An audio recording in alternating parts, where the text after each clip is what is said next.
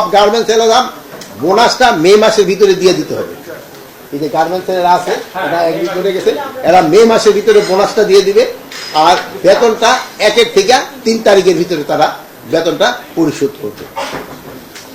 আর একটা জিনিস হলো, গার্মেন্টস শ্রমিকদের যৌক্তিক যে দাবিগুলি আছে, এইটা মালিকেরা অবশ্যই তাদের পূরণ করতে হবে, যৌক্তিক দাবি।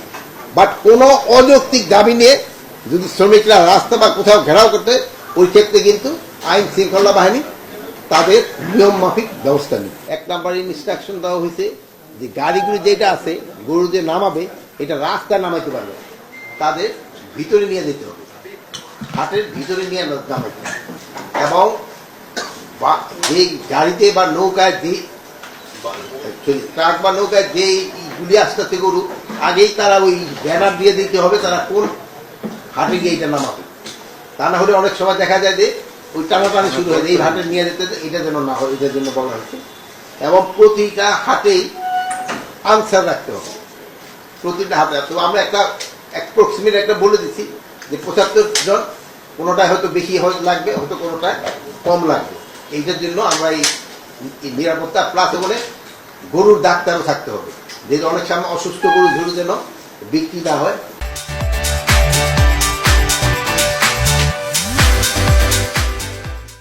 প্লাস অনেক সময় আছে যে গরুর আঘাতেও কিন্তু অনেক সময় লোকজন আহত হয়, এই জন্য একটু ফার্স্ট এডেরও ব্যবস্থা রাখতে হবে। আরেকটা হলো ভালো খবর হলো, আমরা তাদের অনুরোধ করছি যে এখন তো 5% করে হাসিল নেয়, 100 টাকায় 5 টাকা। আগামী বছর থেকে যেন এটা 100 টাকায় 5 টাকা না, 4 টাকায় করে নেয়, 1 টাকা করে কমানোর জন্য।